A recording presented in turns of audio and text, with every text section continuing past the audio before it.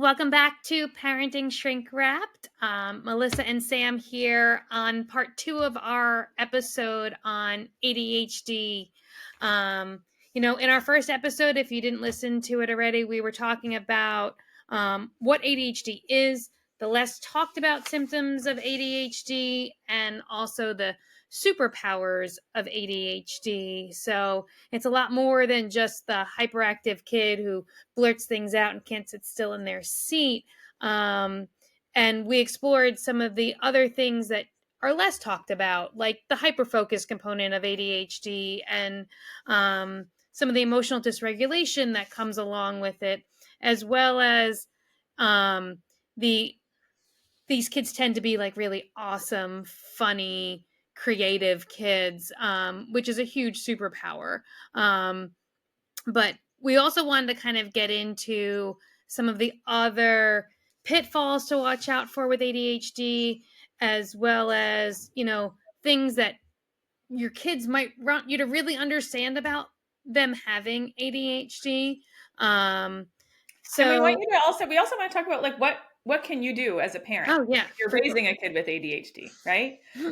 So if you're listening now and you think you might be raising a kid with ADHD, you can listen to this episode, but you will get more out if you go back and listen to the one just before it and then come back to this one, because this really is a part 2. So, Sam, what have you heard a lot clinically about kind of things to be on the lookout for? Like when you're talking with parents, what sort of pitfalls do you see most commonly in The practice? biggest one, my kid is lazy. Yeah. That's the biggest one. Like he can do it. He just needs to try harder. He just needs to, or she needs to put her mind to it. If she would just buckle down and just do it, she's perfectly capable. She's just lazy. That's a pretty common one. And even if the L word, the lazy word isn't thrown around, that she can do it if she tries. This isn't ADHD. This is a problem with effort. Yeah. And so it's really important, I think, because I hear that a lot too, to separate out. There are kids out there that are just lazy, that may not actually carry an ADHD diagnosis. Oh wait, can I push back? I hate the L word. I call it the L word. It's like it's a 4-letter word you should not use to label somebody with, like a teenager anyway, or a kid. I never call a kid lazy because behavior has a reason. So if a child is like slacking on something, is it because the assignment's dull, that like something's uninspiring, they don't have the tools, they're just like, I truly believe that under the right circumstances, children want to succeed. And if a kid is failing to do that, it could be the circumstances. That's fair, Sam. Okay. So I will never, I think we're not using the L word. Never call a kid lazy. You'll never hear me saying that. I might say a child is underachieving. I might say a child is, not performing up to their abilities. Yes, I might say that, but I'm not ever going to call a kid lazy, because guess what? I've never in my office in all of my years of practice called a kid lazy. Yeah. Kids rise to the labels we put on them, and they sink to them as well. And I don't want any kid walking around with that self-concept. So PSA, even if you have a child and like your pillow talk with your partner is like, oh my God, he's so lazy, right? Keep it pillow talk. Don't like it's. And I do recognize that how we are, in front of our kids is a little different than how we are behind the scenes with the adults that we talk to, in confidence. But no L word for children, please. Okay. I think the other label that drives me mad in my office is they're a bad kid. Mm-hmm. Like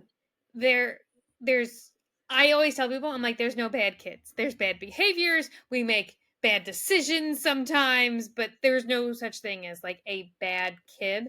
But often because these kids look defiant, because they're not listening, because they're unfocused, or they're interrupting, or they're not doing as expected, like they get labeled as bad kids sometimes, particularly in school. And that hurts my heart. That is what the L word is to you is bad kid for me, Sam. Me too. Bad kids. That's another one. Yeah. Like I mean, I don't know if I've said it on this podcast, but like in the, you know what, if you listen, a lot of the podcasts that we've recorded, I have like a little blurb at the end teasing my loved framework, you know, for having a confrontational conversation with your kid. And the first step in that, each letter stands for a step. L stands for label for good.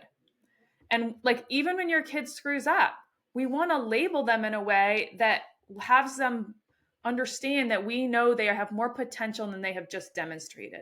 And that is so the case for kids with ADHD, because they get, as you said in our last episode, Melissa, they get reprimanded a lot and redirected and reminded of all their shortcomings so much more often than neurotypical kids. So we need to make sure we're making relationship deposits and self-esteem deposits for these children who, again, they're awesome and maddening. Well, and I think the problem is with the mood side of it, when you constantly get reprimanded or kind of put down or labeled, you know, in a non-positive light, you know, you end up creating situations where a kid's anxious, a kid is depressed, like then you are ending up with these like co-occurring conditions. So I often, because I'm a subspecialist, don't see the kid that walks through the door that is only ADHD. Yeah. I'm usually treating ADHD plus something else. And I would say that plus is often either anxiety or depression. And sometimes it's just a matter of adequately treating the ADHD and doing some appropriate parent training and therapy, and the whole situation ends up getting fixed, because really ADHD is at the root of that. Not I saying am you can't have vigorously nodding over here. comorbid conditions, because you can, but like there are people where, you know, they're walking in my office and there's this, there's that, and you know, you start looking and I start peeling things apart, and I'm like, wait a second, like this is untreated ADHD that's Yeah. presenting like a mood issue. I worked with a young person who that was the case, and the child was unmedicated in any way, like, and the symptoms were bad enough that the family was like, we need to like get to the bottom of this, because the household was in such disarray. So they found a psychiatrist, and the psychiatrist, and I spoke with the psychiatrist after the fact. So like, I wish I'd spoke with them before, because the psychiatrist started treating for depression first.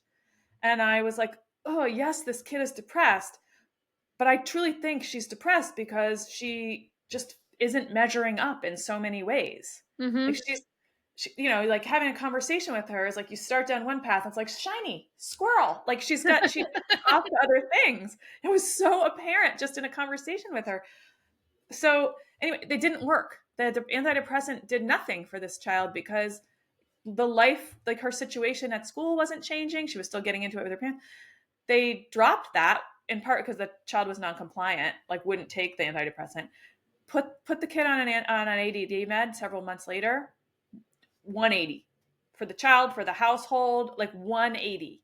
This kid is thriving, and it's so cool to see that 180. We actually share somebody like that, Sam, who's coming to mind right now.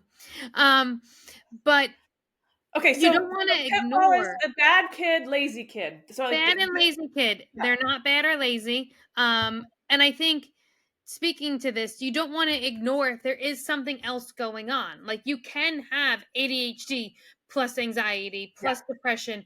You can still have learning differences. It doesn't necessarily mean the kid has a diagnosed like dyslexia, dyscalculia, dysgraphia kind of diagnosis.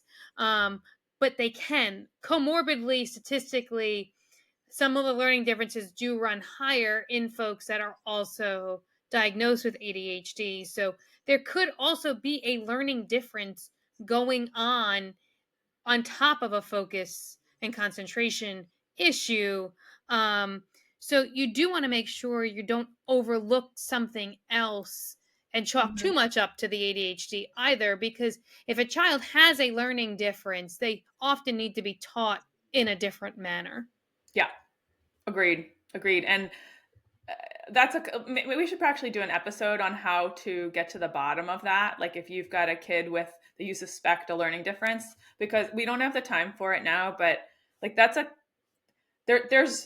a lot to that. Yeah, that's It's very complicated. Yeah. complicated.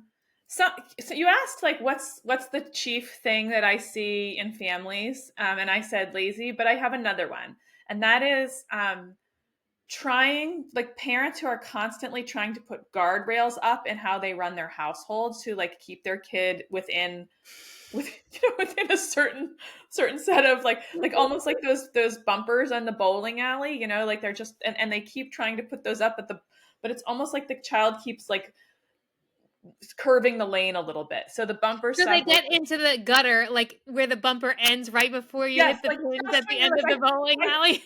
I thought I had that nailed, right? So like parents who are trying to parent ADD kids by putting like rules and regulations in place, and that's not that those aren't good. Like you need to have structure in a household with ADHD. And you said in our last episode, sometimes ADD kids are produced by parents with ADHD, excuse me. Often.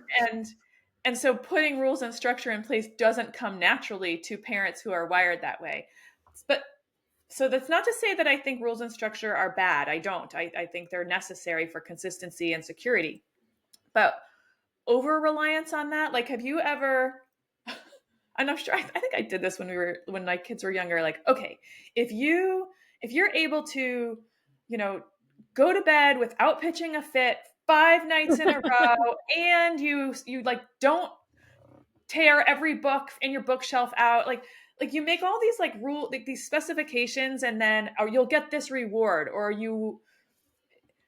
it gets too complicated for enforcement. Well, you can't enforce it. Like parents inevitably will often start something like that. They might do it for a very short period of time, but then they're not able to keep it going either. Yeah, that's what I mean. So, and also too, it doesn't get at what the root issue is. Like dangling this reward for a kid that's struggling with executive functioning, like they're never going to get the reward. Like you can't dangle something 5 nights out for a kid with ADHD. It's Right. just not going to get in there. Yeah, Like, that's too far for like a 5-year-old. 5 nights is too long. no. It's like a 15-year-old when their parents are like, okay, if you whatever the problem behavior is, like if you stop leaving dirty dishes in the sink when I wake up, if I come down for breakfast and for 1 whole month there's no ice cream bowl in the sink from your late night snacking, and I don't know where that comes from, maybe I'm making that up from personal experience, like they can't go a month. Mm-mm. They cannot do it. No, so I mean, when you start talking about positive reinforcement strategies and kind of these reward charts and stuff like that are all over the place, and there's many different versions of them, the ones that end up being more effective have an immediate reward and then the long-term kind of reward, but they often still won't work for a kid with ADHD because the executive functioning skills just aren't there yet. So and also too, with a kid with ADHD, it's sometimes about like praising the little things because they constantly are being reprimanded about what they did wrong. Like if my child with ADHD gets out the door on time, it's like, good job. Thank you. Like, we're able to, you did a great job this morning getting ready for school. And it's nothing more than that, but a positive, tidbit, because there's plenty of mornings where I'm like, let's go. We're running late. Yeah. And it's always you, right? Oh, and just little sidebar for that. Like if you've got, Melissa has 3 kids, I have 2 kids.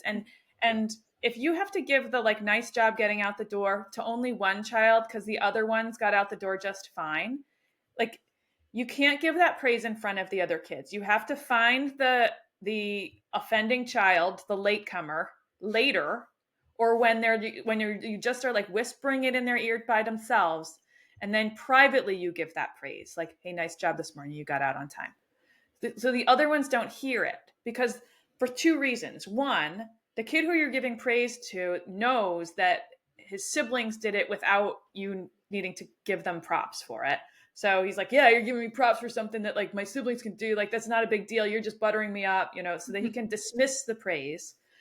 And two, we don't want the siblings to say like, what am I? Why don't I get props for getting out on time? I get out on time all the time, but he never does, right? You're going to divide the sibling unit by giving those props in public. Often what I will say is if I'm going to praise, I say, we did a great job getting out the door this morning to everybody. Yes. So yeah. Praise, you can either do it as a group praise if you don't have that opportunity, because there's no opportunity, at least for me, to like praise my kid who struggles with this normally, because it's like we're in the car, they get out of the drop-off line, and then I'm not seeing them again until 3:00 in the afternoon after school. And the problem there is also, I think the kid with ADHD has kind of forgotten by that point.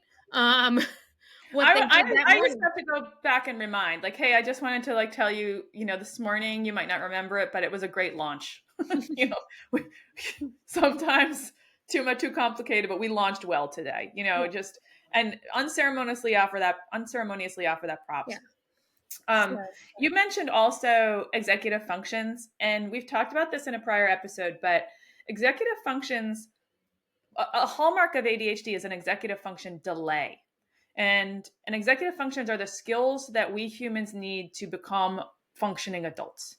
They are the self-regulatory skills, planning, consequential thinking, emotional attunement, time management, time sense, task initiation. That's a big one, like starting something, and not something that's boring, starting something that's unpreferred. Sustained effort. Those are all executive function skills.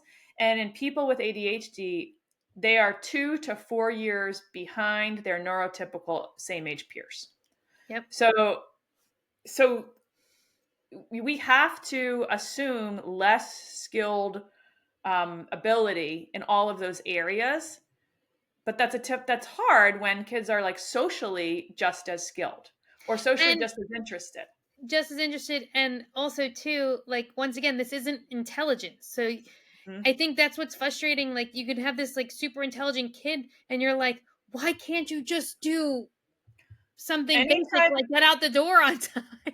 Anytime you start a thought with why can't you just, exactly, the child is going to feel like, you know what, a different 4-letter word. No, we're not saying that to the children. So I think with helping, executive functioning skills, though, are things that can be taught and trained, and you can help your kid in those areas.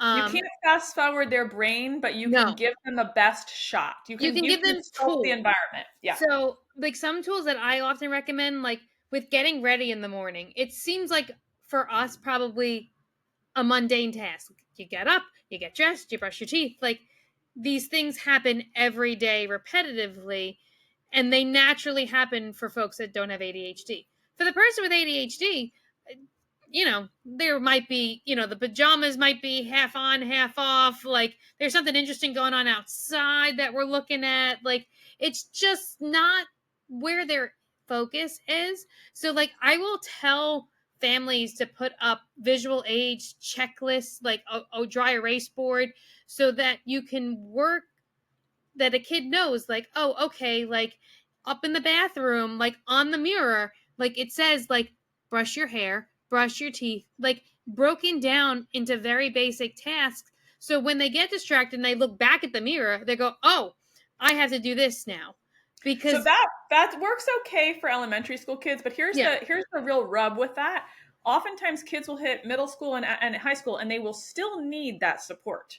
Yes. But if you put a checklist on the mirror, brush your teeth, take off your pajamas and put on regular clothes, don't forget both shoes, for a 15-year-old, and I know plenty of 15-year-olds who need that checklist. They're gonna be like, no way, no how, because it makes them feel foolish. Right? So, but when I get to the teenagers that still need that help, I actually will ask them, what do you want? What sort of reminders? I usually employ the adolescent then to kind of give me what help would be helpful. Because also too, at that age, all they tell me is my parents are nagging me. Because And they that's what are. they're going to say. They are. And you would be, if you're the parent that's constantly like, get your shoes on, we need to leave, if they're not driving themselves yet. And so usually at that point, I'm asking the adolescent, what do you need in the morning, for instance, to help? What would actually be helpful? But Like, here's the other piece, though, and this is maddening. Metacognition is another executive functioning skill, and that's the ability to watch yourself operate at the same time you're operating, right? It's the ability to observe while you are existing. And that is hard for kids with ADHD. So they're likely to say, particularly teenagers, I don't need any help, I'm fine. And they're not accurate. and sometimes I will say, if the kid's okay with it, I will ask the kid if they're okay letting their parents like record a morning and then watch it back. So, because they don't have the ability to do it in the moment, but if they're willing to partake in the exercise, often they realize and they're like, oh. Oh, yeah. Oh, yeah. But it does help to have a third party involved who is dispassionate, and who's on team kid, like you would be in that situation. Yeah. Like it can be hard as the parent to navigate that without someone else planting the seed with your kid, because they are going to get resistant. Well, then the parents always say to me, I said the same thing you said. And I said, Of I course they know, do. but it needed to come from a different source. And that's not abnormal for teenagers at all. And then I think this also kind of leads right into our other pitfall, that ADHD doesn't only exist at school. So there's a lot of schools of thought about like treating a kid, only with medication only during the academic year or only on school days. The ADHD doesn't turn on and off with academics, or work for that matter, if the kid's a little bit, a young adult at this point. And it impacts so many other areas that, unless there's a specific reason why, I often don't recommend, weekends with no medication. Because I often find that it causes too much strife between parent and child, because these symptoms are going on 24/7. It's not only at school. Yep. But again, kids with ADHD are poor self-assessors. So they're like, no, I'm fine on the weekend. And the parents are like, you're not. It's better with medication. It's better. All right, let's wrap up with what do you think ADHD kids wish their adults knew? Think about things that kids tell you in your office, and you're like, these are some common topics or messages that your ADDers say that they want their adults to understand about them. That they're trying really hard. That they really are trying, because I think a lot of times parents think the kids aren't trying. This goes back to that L word that you don't like, or the misunderstanding. But a lot of these kids really want to do well. And they just need a little bit of guidance and help in a different way than a kid that doesn't have ADHD. And that can be just a side note for a parent. Like, if you are watching your friends' kids go through school, go through standardized testing if they're a teenager, or apply to college, or whatever it is, like going through some of these like pretty demanding teenagery type milestones, and your child is dropping balls during like on the road to these milestones, it can be hard if when you're watching your friends' kids nail it, and your child is kind of just treading water, maybe nose just above water, and you might have to stop looking, stop talking about that, like stop comparing, because your kid is trying. And if they've stopped trying, again, there's chances are there's something going on that's making that. Yeah. That's making them. You have to be careful not to compare. I mean, I have 3 kids, and if I compared the ADHD versus non-ADHD one, like there could be like shaming that happens then, which is awful for the kid, or the one that doesn't have it, like, why is there praise happening for getting out the door when one person doesn't struggle like that, like we spoke about earlier? Like, that's a lot. Yeah, and speaking of shame, that's another thing. Like, kids know when they've messed up. They often don't need a reminder. Sometimes parents will be like, well, you screwed up again this morning. And the kid's like, I know I did. I know. Right? They need support, not shame. We humans tend to run hard the other direction from anything that makes us feel ashamed. Right? It hurts. Yeah. Shame hurts. And if you, as a parent, are interacting with your kid in a way that makes them feel perpetual shame, you're going to inadvertently send your kid running away from you. And that's the last thing they need. And it's the last thing you want. Yeah. Right? You want a connected relationship with your child. And I think there's a lot of focus too on the deficits that come with ADHD, but you gotta also kind of listen. If you haven't listened to the first part of this episode, like all of the superpowers, all the superpowers, like what are these things? What are things that these kids can do? Like the hyper focus component. Like I've had kids in my office that, they're really interested in a topic, and man, can they tell me tons. And it may not be an interest of mine, but like you can see their passion, you can see how into it they are, and that makes them unique and great and awesome little beings. Right. So celebrate the wins, celebrate the superpowers, and celebrate when your child approaches a skill. Not don't wait till they've mastered it.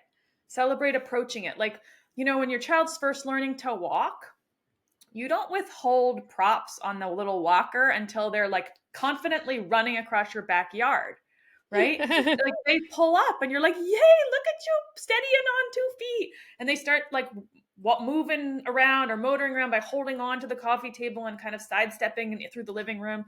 You're like, look at you, yay. You give props for them approaching walking so that they know they're doing things right. And maybe we stop doing that, or we stop realizing that certain other tasks of growing up are as incremental as walking is. And we start withholding praise until they've nailed it all.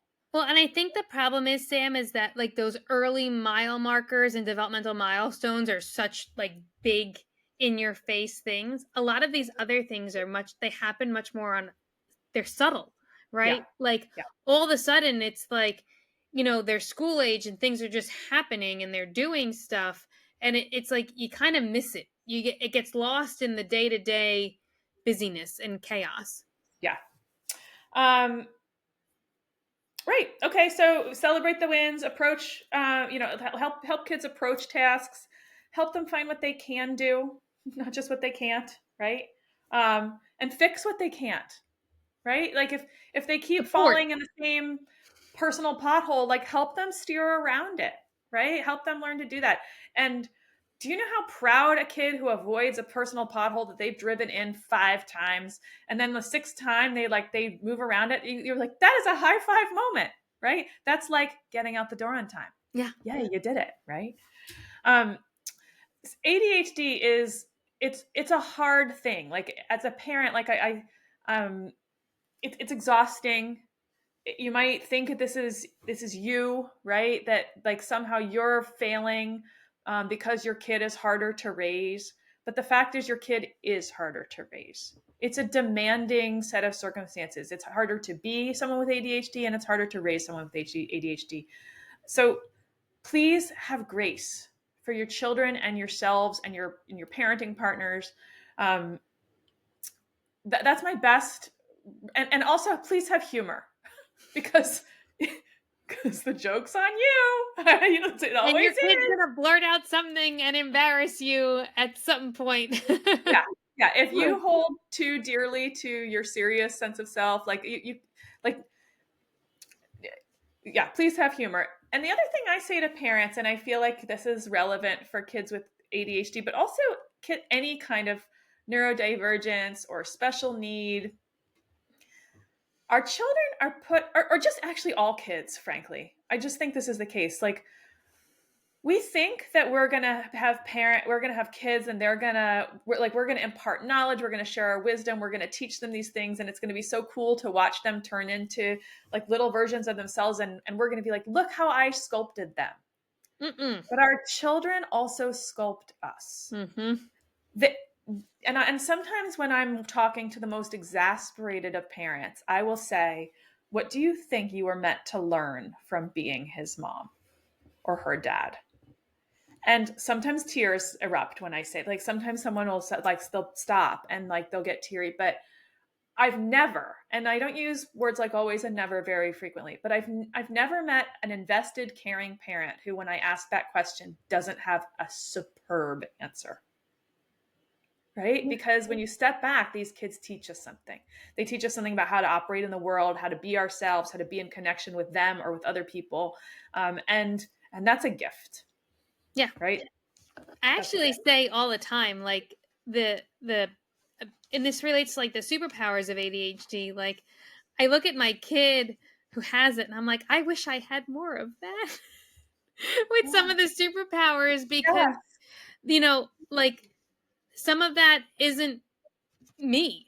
And I'm like, like, how do I be more like that? Like, how do I roll with things? And you can learn that from them. So, but I hope you guys enjoyed listening to this topic. I know Sam and I could probably go on for multiple other episodes because it is complex and hard to navigate. But if this has prompted questions or concerns, please reach out to us and shoot us an email at parentingshrinkwrapped@gmail.com, and we'll be happy to try to explore it further, or maybe make another episode if it's a common theme. But we hope you found this helpful. So thank you again for tuning in to Parenting.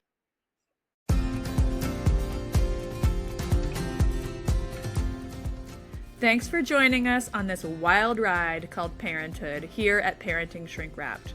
We hope today's episode gave you some useful tools and maybe even a few laughs to help you navigate the twists and turns of raising teens and kids. Remember, parenting is a journey, not a destination. And no matter where you are on the road, we're here to help you stay on course. Whether it's monumental meltdowns, teenage turmoil, or just the everyday chaos, you don't have to travel this path alone. So until next time, keep your seatbelt fastened, your sense of humor intact, and your eyes on the road. We'll be back soon with more compassionate conversations and practical strategies to support you and your family. Don't forget to subscribe to Parenting Shrink Wrapped wherever you get your podcasts so you never miss an episode. And if you've enjoyed today's show, we'd love it if you'd leave us a review and share it with a friend. If you have suggestions for topics you'd like to see us cover in the future, feel free to send us an email at parentingshrinkwrapped@gmail.com. Until we meet again, take care and enjoy the ride.